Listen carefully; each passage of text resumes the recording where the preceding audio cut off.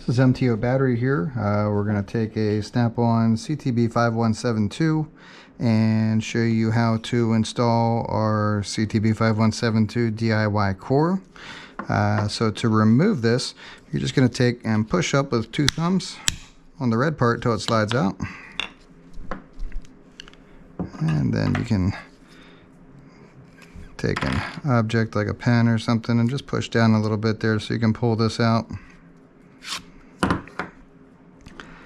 And the new core will slide right in. You want to make sure that you have it oriented properly so the two tabs line up with those windows and the single tab lines up there.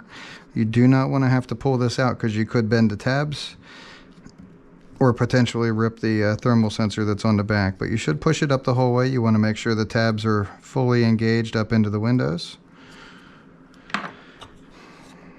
And then at that point you stick the point part of it in, get it lined up, and it pops back in. And that's how you rebuild it. There's no soldering or anything else involved with our DIY core. Visit mtobattery.com for more information. Thanks.